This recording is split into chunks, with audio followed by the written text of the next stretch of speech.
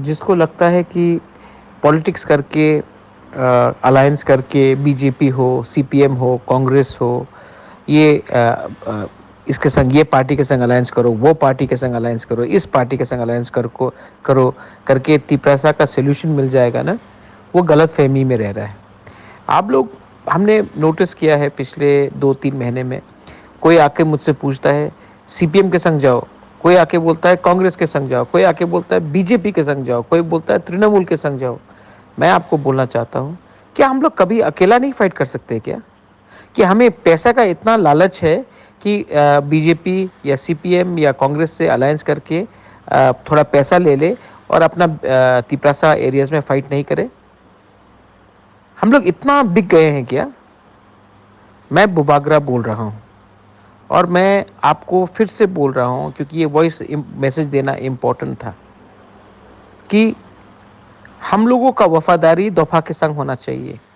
हम लोग क्या एक बार अकेला नहीं लड़ सकते? हमको क्या इतना पैसा का दरकार है कि अलायंस कर ले, थोड़ा पैसा लेकर सीट किसी और को दे दे?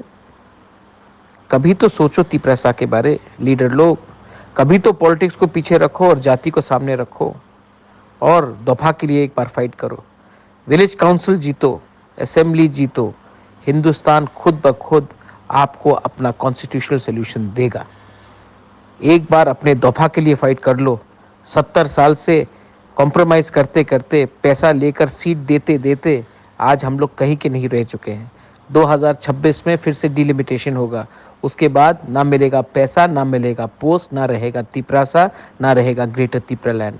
एक बार अपने दफा को लिए फाइट करो। पब्लिक हमारे साथ है, विश्वास पब्लिक हमारे संग करती है। पॉलिटिक्स को छोड़ो और पार्टी को जोड़ो, दफा को जोड़ो।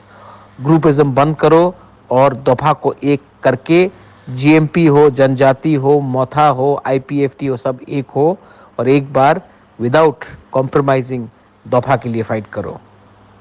बेलाइनो हम बाय।